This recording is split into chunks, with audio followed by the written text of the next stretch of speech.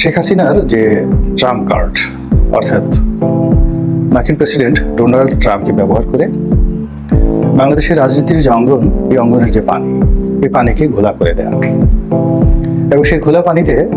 তিনি তার রাজনীতির যে মাছ, তাদেরকে তিনি স্বীকার করবেন, বিশেষ করে ডক্টর মোহাম্মদ ইউনূস। এবং এই মুহূর্তে আওয়ামী লীগকে যারা প্রতিপক্ষ মনে করছে তাদের সবাইকে তিনি ভারত এবং আমেরিকা এই দুটো রাষ্ট্রের কোপানলে ফেলবেন। এবং এরকম একটা মাস্টার প্ল্যান নিয়ে তিনি যে ঘোষণাটা দিয়েছিলেন নভেম্বর মাসের 10 তারিখে, এটিতে আপাত দৃষ্টিতে মনে হচ্ছে তিনি সফল হয়েছেন। এই যে নূর হোসেন দিবসকে কেন্দ্র করে সাবেক প্রধানমন্ত্রী শেখ হাসিনার যেটা কল রেকর্ড, এটি নিয়ে মূলত বাংলাদেশের ভীষণ রকম তোলপাড় শুরু হয়েছে। অনেকে বলার চেষ্টা করছেন যে এটা একেবারে একটা কথার কথা, তিনি জাস্ট একটা টোক্কা দিলেন, কেউ বললেন যে এই কাজটা তার করা ঠিক হয়নি। আবার এখন অনেকে বলার চেষ্টা করছেন যে পুরো একেবারে ফ্লপ করেছে এবং তিনি যে চাল চেলেছেন সেটা সফল হয়নি, তার ডাকে একটা লোক সাড়া দেয়নি, কোনো লোক আসেনি, হাতে গোনা কয়েকজন লোক এসেছে। এবং এখানে আমার কাছে যেটা মনে হচ্ছে যে তিনি যে কাজটি করেছেন এটি কেবলই মাত্র তার মস্তিষ্ক প্রসূত নয়। তার এই যে 10 নভেম্বর নূর হোসেন দিবসে তিনি যেটি করার চেষ্টা করেছেন, তার কল রেকর্ড, কথাবার্তা, কল রেকর্ড ফার্স্ট, এবং পরবর্তীতে যে নাটকগুলো রাজপথে হয়েছে এবং যে ঘটনাগুলো রাজপথে ঘটেছে, এগুলো আবার সময় মতো একেবারে ঝড়ের গতিতে বাংলাদেশ থেকে দিল্লি, দিল্লি থেকে একেবারে হোয়াইট হাউস থেকে ট্রাম্পের যে কার্যালয় সেই পর্যন্ত পৌঁছে দিতে 1 ঘন্টার বেশি সময় লাগেনি। তাহলে বোঝার চেষ্টা করুন যে বাংলাদেশের সময়টিতে যখন এই ট্রাম্পের ছবি সহ লোকজন ধরা পড়লো, যেটি শেখ হাসিনা বলেছিলেন, এবং সেই ছবি সেনাবাহিনীর কর্তা এবং পুলিশের কর্তা সহ সেই ছবিগুলো তোলা হলো, সামাজিক মাধ্যমে ছড়িয়ে পড়লো,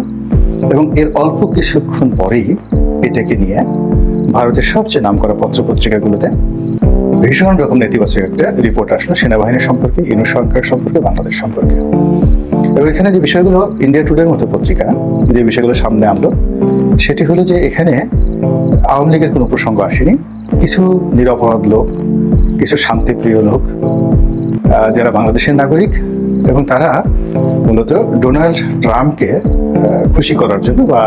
তার বিজয়ে আনন্দ প্রকাশ করার জন্য রাস্তায় নেমেছিল, এবং তাদেরকে ঠিক সেইভাবে দমন করা হয়েছে, পীড়ন করা হয়েছে, পেটানো হয়েছে এবং গ্রেপ্তার করা হয়েছে। আর এই যে ভারতীয় মিডিয়ার যে কথাগুলো, ঠিক সেম কথাগুলো আমেরিকাতে পৌঁছে গিয়েছে, এবং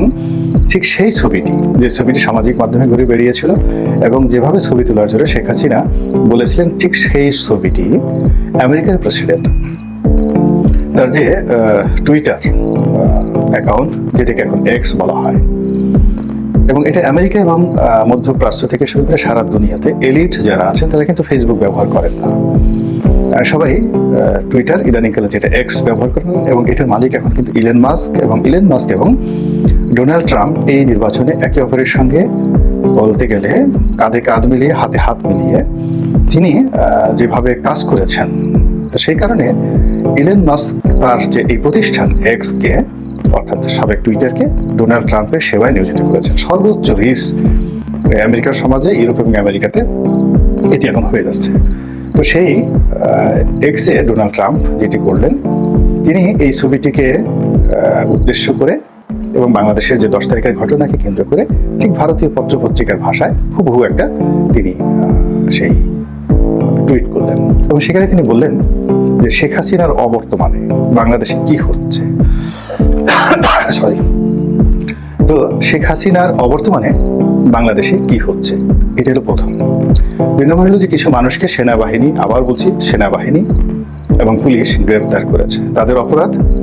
তারা ট্রাম্পকে সমর্থন করে। তারপর তিনি বলেছেন বাংলাদেশ আসলে কোন দিকে যাচ্ছে। বোঝার চেষ্টা করুন, যারা এতদিন যাবৎ বলার চেষ্টা করছিলেন যে আমেরিকার নীতি পরিবর্তন হয় না, সেটা ট্রাম্প আসলেও যা, বাইডেন আসলেও তা, বাংলাদেশের ব্যাপারে নাক গলানোর সময় তাদের নেই,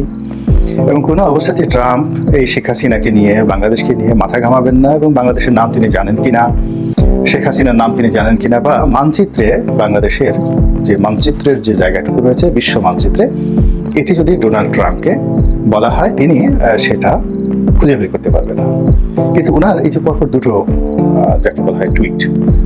প্রথমটি তিনি দিলেন তার নির্বাচনের আগে সংখ্যালঘু নির্যাতন হচ্ছে বাংলাদেশে, এটাকে নিয়ে তিনি একেবারে বাংলাদেশকে ধুয়ে মুছে ছারখার করে দিলেন, 14 গোষ্ঠী উদ্ধার করে দিলেন। দ্বিতীয় যে ঘটনাটি তিনি ঘটালেন এটি হলো একেবারে শেখ হাসিনার নাম মেনশন করে, যে in absent of Sheikh Hasina, Sheikh হাসিনার অবর্তমানে। ইট মিনস যে শেখ হাসিনার যে ক্ষমতা, মানে সাবেক প্রধানমন্ত্রী নয়, প্রধানমন্ত্রী হিসেবে তাকে এই দেশ থেকে এক্সাইল করে দেওয়া হয়েছে, এবং তিনি এই যে বাংলাদেশে নেই, তার এই অবর্তমানে দেশ কিভাবে চলছে, এখানে তার এই বক্তব্যের ভিন্নতর ব্যাখ্যার কোনো রকম সুযোগ নেই। অর্থাৎ ভারত যেটি বলেছে যে ভারত শেখ হাসিনাকে সাবেক প্রধানমন্ত্রী মনে করে, এটি কৌশলগত কারণে, কূটনৈতিক কারণে ভারত বলেছে। কিন্তু ডোনাল্ড ট্রাম্পের এই বক্তব্যটা যদি বিশ্লেষণ করেন তাহলে তিনি বলতে পারতেন যে শেখ হাসিনার লোকজনের উপর কেন নির্যাতন করা হচ্ছে, বিরোধী রাজনৈতিক মত এবং পথকে কেন দমন করা হচ্ছে, কিন্তু সেটা না বলে তিনি বলছেন যে শেখ হাসিনার অবর্তমানে বা শেখ হাসিনার অনুপস্থিতিতে কি করা হচ্ছে। ইট মিনস শেখ হাসিনার হাতে একটা ক্ষমতা আছে, তিনি কর্তা, এবং যে কোনো কারণে সেই কর্তা তার কর্তৃত্ব নিয়ে দূরে আছেন অথবা তাকে দূরে ঠেলে দেওয়া হয়েছে, এবং এই যে তার যে দূরে চলে যাওয়া বা ঠেলে দেওয়া, এর ফলে যে অরাজকতা তৈরি হয়েছে, যে নৈরাজ্য তৈরি হয়েছে, যে অস্থিরতা তৈরি হয়েছে, এটি মিস্টার ডোনাল্ড ট্রাম্প একেবারে স্পষ্ট ভাবে বোঝাতে চাচ্ছে যে তিনি শেখ হাসিনার পদ, পদবি এবং এক্সাইল পুরো বিষয়টি সম্পর্কে তিনি ওয়াকিবহাল, এবং বাংলাদেশ সম্পর্কে তিনি যা কিছু জানেন স্পষ্টভাবে জানেন। 2 নম্বর হলো যে আওয়ামী লীগ এবং ডোনাল্ড ট্রাম্প এবং মিস্টার মোদি, এই তিনটি ত্রিভুজ একত্র হয়ে গিয়েছে। কাজে আমরা যারা ঘুমাতে চাই, এটা আমাদের ব্যক্তিগত বিষয়, আমরা কিভাবে ঘুমাবো, আমরা আমেরিকার এই হুমকি ধামকিকে অ্যাভয়েড করতে চাই, সেটা আমাদের বিষয়। কিন্তু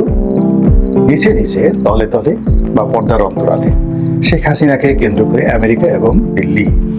যে বিরাট একটা মাস্টার প্ল্যান প্রণয়ন করেছে, এবং সেই মাস্টার প্ল্যান অনুযায়ী তারা এই একটা এসিড টেস্ট প্রথম দিকে ঘটাল, এবং মিস্টার ডোনাল্ড ট্রাম্প এখনো ক্ষমতায় আসেননি, প্রেসিডেন্ট হিসেবে শপথ গ্রহণ করেননি, তার আগেই এই খেলাটা শুরু হলো, যেটি বর্তমান ইউনিট সরকারের জন্য রীতিমতো বিপজ্জনক। আমি শুধু বিপজ্জনক বলবো না, ইউনিট সরকারের সঙ্গে যারা সম্পৃক্ত রয়েছেন, তারা এই আন্দোলনের সঙ্গে যারা সম্পৃক্ত রয়েছেন, আপনি দেখুন যে আমি নিজে যে রক্ষা পাবো, কিংবা সাংবাদিক মাসুদ কামাল তিনি নিজে রক্ষা পাবেন, এর কারণ হলো আমরা ইদানিং নিরপেক্ষভাবে কথা বলার চেষ্টা করছি,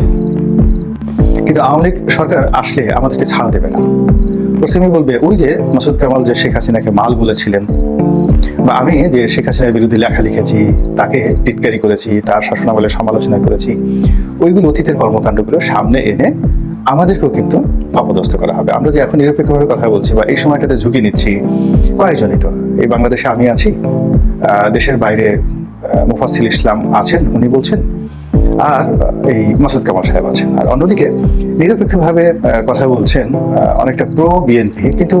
বিএনপিকে সাপোর্ট করলেও তিনি বাস্তব জিনিসগুলো বলছেন, সেটা হলো সাংবাদিক শাহেদ আলম। তিনিও মোটামুটি নিরপেক্ষভাবে বলার চেষ্টা করেন, কিন্তু তিনি আওয়ামী লীগের পুনর্বাসন থেকে শুরু করে অন্য যে বিষয়গুলো রয়েছে রাজনীতি, এই বিষয়গুলোতে উনি ওনার মতামত প্রকাশ করেন। এখন যারাই আমরা এই কথাগুলো বলছি, আওয়ামী লীগ আমাদেরকে যে ছাড় দেবে বা দেবে না, এটার বাস্তব প্রমাণ হলো ধরুন এই যে মোস্তফা সরোয়ার ফারুকী, কিংবা ওই যে আওয়ামী লীগের এমপি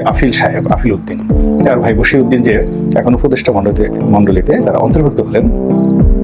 তাদেরকে কিন্তু কেউ ছাড় দিচ্ছে না। ফলে এই যে এখন যা কিছু হচ্ছে, এটা যে কোনো মূল্যে আমরা এই যে সমালোচনা করছি, মূলত এই সরকারকে সতর্ক করার জন্য এবং এই সরকারকে স্ট্যাবল করার জন্য, এবং এই সরকার যেন ক্ষমতায় টিকে থাকতে পারে এবং তারা ভালো ভালো কাজ করতে পারে। কিন্তু তারা না করে অনেকগুলো অনাহত বিষয়, অনেকগুলো অনাহত বিতর্ক এবং যাকে বলা হয় অপ্রয়োজনীয় বিষয়াদি নিয়ে এই সরকার খুব ব্যস্ত হয়ে পড়েছে। সরকার যদি এই যে ধরুন শেখ হাসিনা একটা ঘোষণা দিয়েছে, এমনি তো আমরা যারা সাধারণ মানুষ খুব অল্প বুদ্ধি, আমরাই বুঝতে পেরেছিলাম যে এটা শেখ হাসিনা একটা ডাব্বা দিচ্ছেন। আওয়ামী লীগের কোনো নেতাকর্মী একেবারে পুরো মাঠ যদি খালি করে দেওয়া হতো, তবুও তারা আসতো না। এবং ট্রাম্পকে নিয়ে যে 3-4 জনকে গ্রেপ্তার করা হয়েছে বা 10-12 জনকে গ্রেপ্তার করা হয়েছে, এরকম যদি মাঠ খালি করে দেওয়া হতো, তাহলে হয়তো 100 জন লোক মিছিল করতো, নট মোর দেন দ্যাট। তাদেরকে কোনো গ্রেপ্তার করার দরকার ছিল না। কিন্তু দেখা গেল এটা নিয়ে যে অস্থিরতা দেখানো হলো, উত্তেজনা দেখানো হলো, ভয় পাওয়া হলো, মারধর করা হলো, তারপরে আওয়ামী লীগের নারী কর্মীদেরকে মারধর করা হলো, এই বিষয়গুলো ঠিক 2007-8 সালের মতো হবে না, বা 1986-87 সনের মতো হবে না। এখন টেকনোলজির যুগ, 1 মিনিটের মধ্যে সারা দুনিয়াতে ছড়িয়ে পড়ছে, এবং এটার যে ইফেক্ট, আফটার ইফেক্ট, এটা খুব প্রবল থেকে প্রবলতর হচ্ছে। তো সেই দিক থেকে এই সরকার যে উত্তেজনাটা দেখিয়েছে,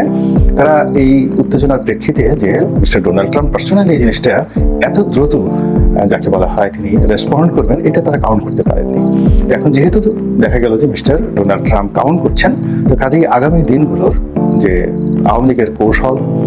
তার সঙ্গে সঙ্গে আওয়ামী লীগের যে কোনো কর্মকাণ্ড, এরপরে তাদের যে রাজনৈতিক নেগোসিয়েশন, এই বিষয়গুলোকে যদি সরকারের যারা কর্তা ব্যক্তি রয়েছেন তারা আরো সুগভীরভাবে চিন্তা করেন, প্ল্যান করেন, প্রোগ্রাম করেন, তাহলে আমরা যারা এই সরকারকে ক্ষমতা আনার জন্য সুদীর্ঘকাল ধরে